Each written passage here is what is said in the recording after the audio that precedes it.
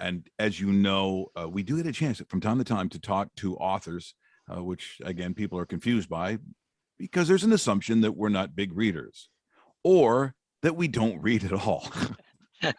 I used to say the TV Guide, but people don't even know what that is anymore. If you lived in Toronto, you used to get Star Week, and on Saturdays, the TV Guide would come in the newspaper. And the biggest complaint that they got at the newspaper was the TV Guide, because it was all glossy, would slip out of the newspaper. Where's my TV Guide? And people this generation were like, well, just turn the TV on and look at the guide. No, we didn't have one. There was you need it on the paper. And sometimes, this is what I used to love. It'd say like Thursday, 9 p.m. movie. It would just say movie. Sometimes you wouldn't even know what it was. You just knew there was a movie. Nostalgia is something, especially when you go back to the 70s. So I am thrilled that we're going to talk to Wayne Eng. The story is called Letters, or the book is called Letters from Johnny, and he joins us here this morning. Good morning, Wayne. Hey, Mike. Hey, Dave. This is, so you're going to have to explain this book. Now, a lot of people are going to say, is that a Leaf jersey? Are we talking about hockey here? We're talking about, hey, there's a lot of moving parts to this book, and I'm really fascinated to know the genesis of really how you would even describe this book.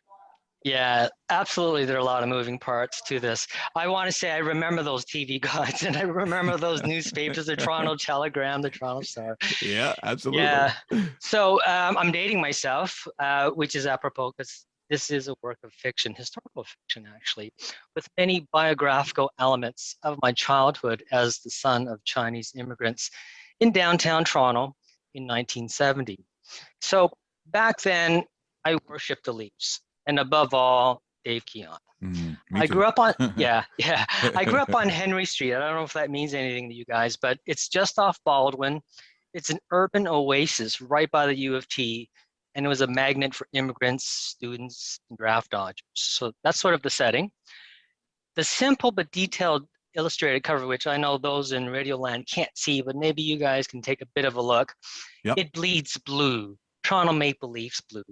There's a spotlight on a boy, and he is writing a letter, pen and pencil. So you know it's old school.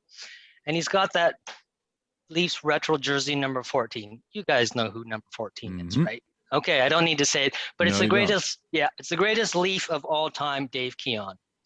So he's actually writing him a letter, which I actually did as a kid and as an adult.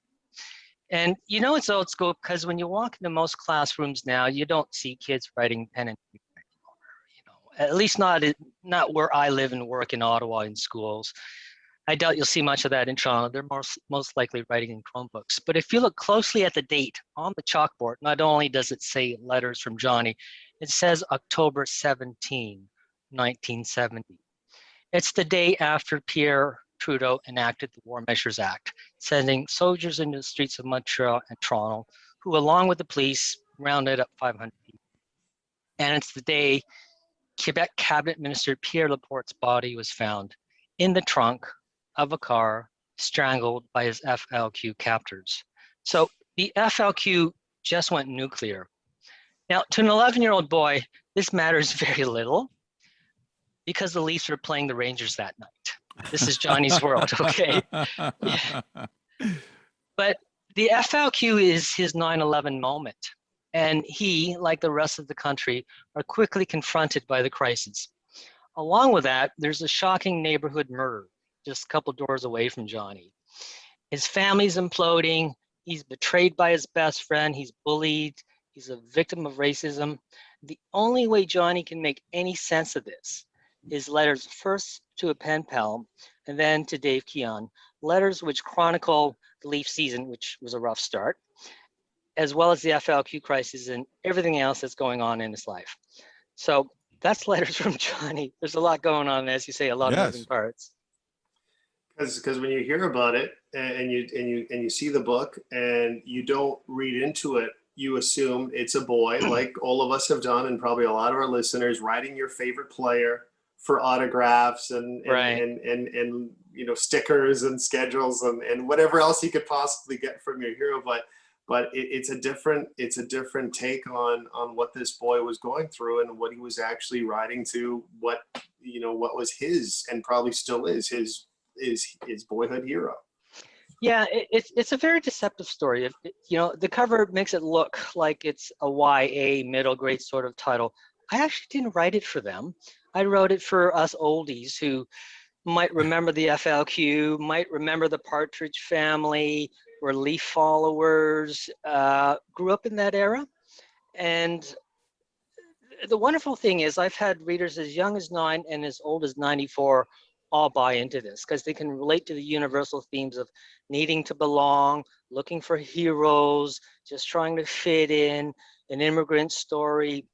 And it captures the time and place when Toronto, I don't know if you guys remember, we used to call ourselves Toronto the Good. I mean, that's Mhm. how Yeah. old this story is, right? But we love nostalgia, right? Because things were simple back then. But things quite weren't that simple in Johnny's world, and things quite aren't that simple in this book. And that's one of the beauties of this book is every character changes. You know, nothing is as it appears at the outset. Wayne, it's interesting because the premise of the book, and you go back to 1970, as Dave will tell you, I have a freakish memory. Like I literally Yeah, remember everything. So really. in 1970, I'm 7 years old. I was born in 1963. I remember telling my parents about Expo. Yeah, The Expo. yeah. And they're like, Expo? That was 67. You were 4 years old. And I started regurgitating all these stories. They're like, how do you, that's just how, but I don't know where my keys are. I can't find my wallet. I don't know that stuff, but the other stuff I know. So when it's funny, the moment you start reading what the book is about, when I start seeing the FLQ, I vividly remember sitting in my upstairs television watching Pierre Trudeau saying, Yeah, just yeah, watch me, just watch yeah, me. yeah, yeah. And it was to see that there was, I wouldn't have recognized the word terrorism per se back then, but the fact that there was a dead guy in the trunk of Yeah, a car I that was know. done by other Canadians was very Yeah, scary. I mean, to see those soldiers, you have to right. remember it's just something we really haven't seen since that time.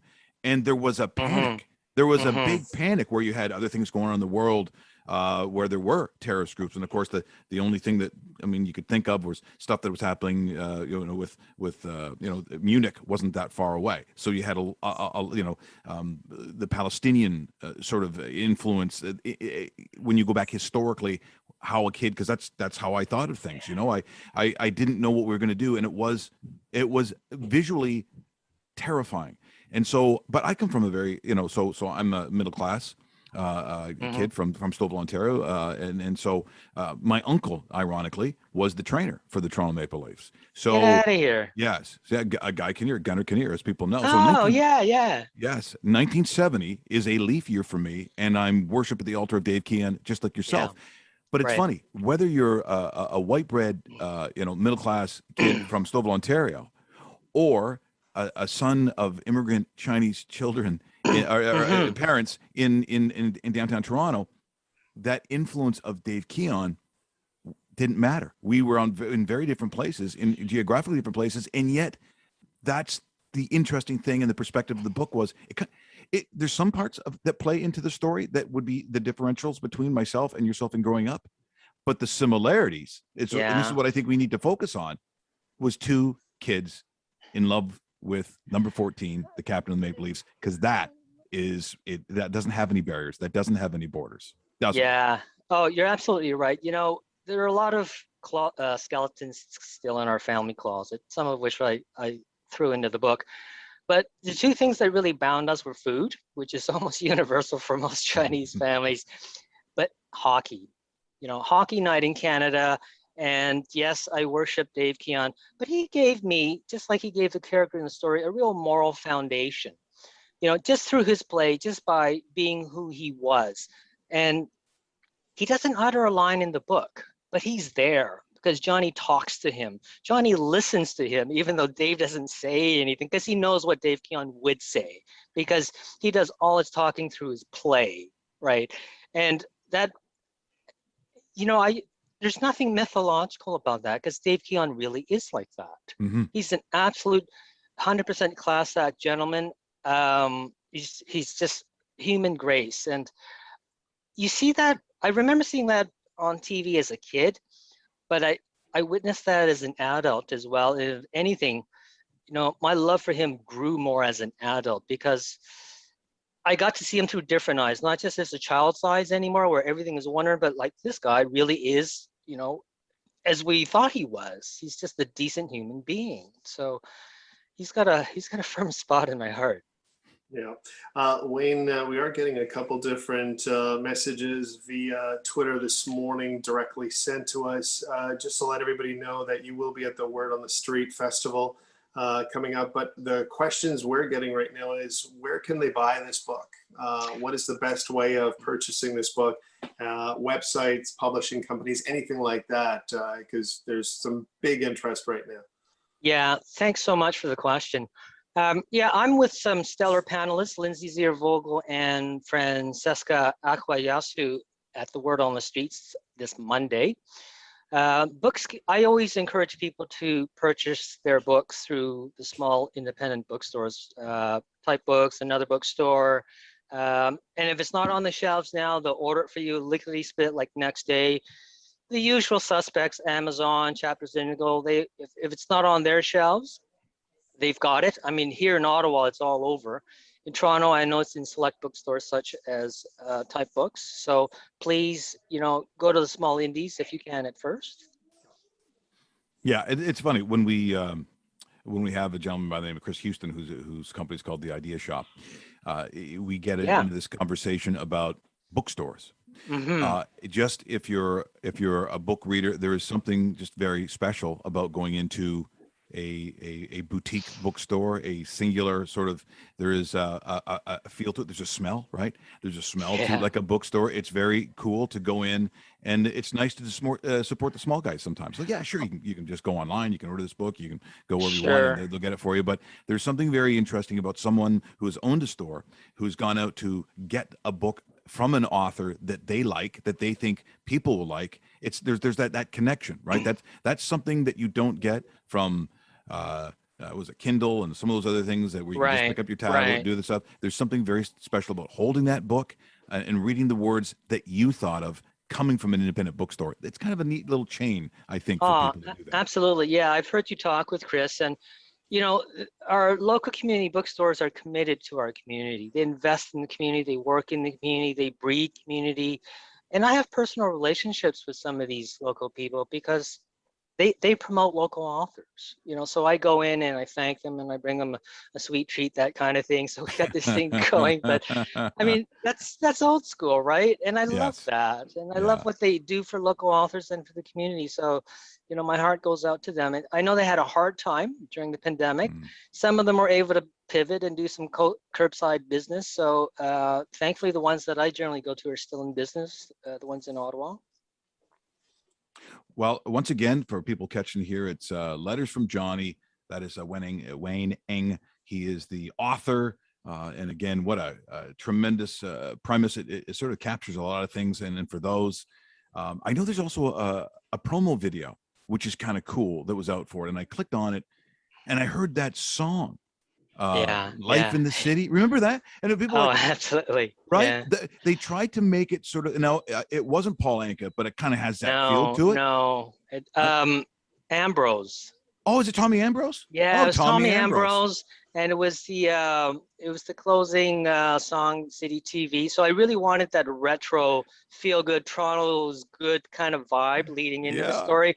Yeah. And then I showed like the murder, the FLQ, and Johnny's world falling apart. But I ended on a happy note, so it kind of comes full circle. I still see the city that way. I still see that 1970 something Toronto where you could see the Royal York, right? Where you could actually see where the condos weren't the preeminent sort of feature of the city. It was like Rogers Center. No, it was just the fields. There you could park. There's parking. So what a thrill. Great to have you on the show this morning. Really appreciate it. Thanks so much, guys. Thanks, yeah, love the premise of the book. Best of luck with it. You got something else, you come on this show anytime. We'd love to have you on anytime. All right. I look forward to that. Thanks, gentlemen. Have a great day. That is Wayne Eng, once again, Letters from Johnny. And what as I said, a really cool premise, and anything that I can see that ties in Dave Keon. That is always going to be a good day for me.